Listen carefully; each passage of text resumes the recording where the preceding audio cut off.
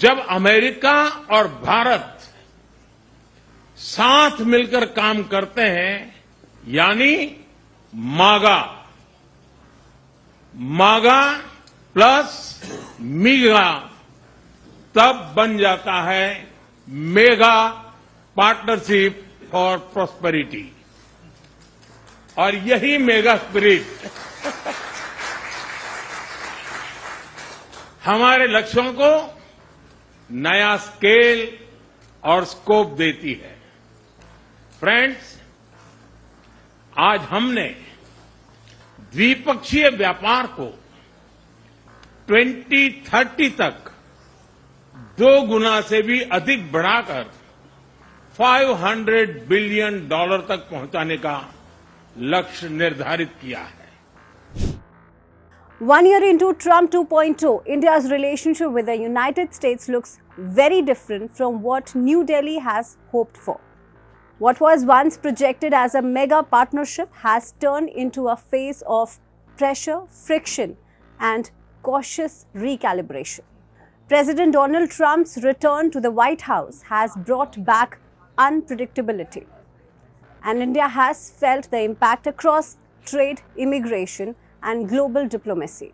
Before Trump's second term, the optics were warm. Prime Minister Narendra Modi had personally campaigned for Trump.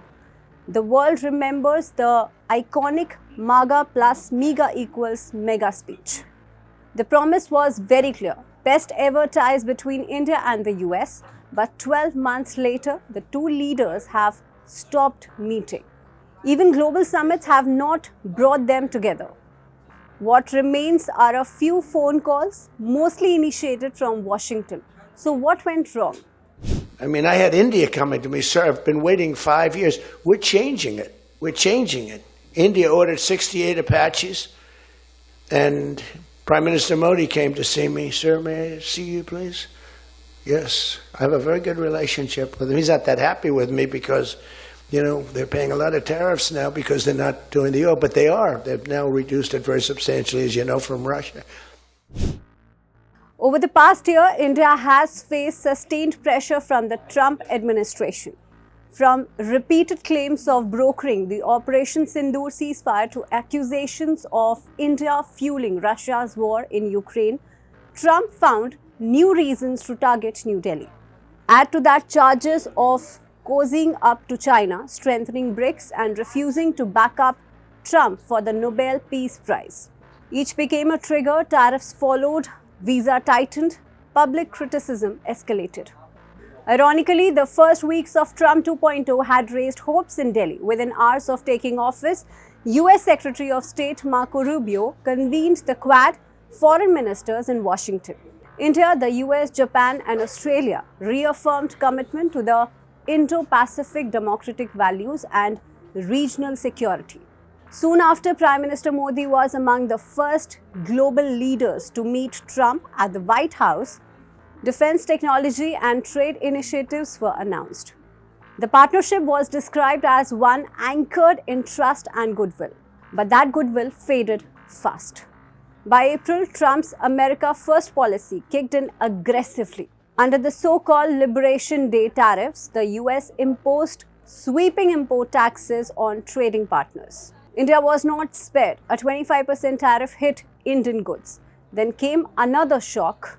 In August, Trump imposed an additional 25% tariff, accusing India of financing Russia's war by buying Russian oil. What he did with India is the chief reason India is now buying substantially less Russian oil. So I hope we pass this bill soon. And after They wanted to make me happy, basically. He wanted to. Modi's a very good man. Yes. He's a good guy. He knew I was not happy, and it was important to make me happy. They do trade, and we can raise tariffs on them very quickly, and it would be very bad for them. The impact was sharp. India suddenly faced higher tariffs than competitors like Vietnam and Bangladesh. Alongside the tariffs came blunt rhetoric. Trump called the Indian economy dead. He aides accused India of cheating on trade and immigration. The US Treasury Secretary slammed India for profiting from cheap Russian oil. Now, despite the pressure, India showed resilience. Exports to the US dipped only marginally, but the damage was uneven. Labor-intensive sectors were hit hard. Gems and jewelry, plastics, glassware and fertilizers saw steep declines. Small exporters felt the pain the most. Ties worsened further after Operation Sindoor. When India and Pakistan announced a ceasefire, Trump claimed credit. He said tariffs forced peace. India rejected the claim outright. It also rejected Trump's offer to mediate. The episode angered Trump. Matters worsened as Pakistan moved closer to Washington. Islamabad praised Trump openly. It even nominated him for the Nobel Peace Prize. This year we made 8 peace deals and ended the war in Gaza. We have peace in the Middle East. Nobody thought that was going to be possible. We stopped India and Pakistan from fighting, 2 nuclear nations. They say many millions of people. The Pakistani Prime Minister said Donald Trump saved at least 10 million people. And it was amazing, and it's an honor. Immigration became another flashpoint. Trump fast-tracked deportations.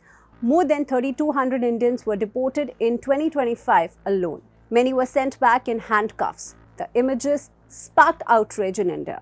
And then came the H-1B visa blow, a one-time fee of $100,000. The lottery system scrapped, a wage-based system introduced. Indians who dominate the H-1B pool were hit the hardest. Faced with pressure, India adjusted its strategy. In Trump 2.0 first year, New Delhi increased engagements with China and Russia.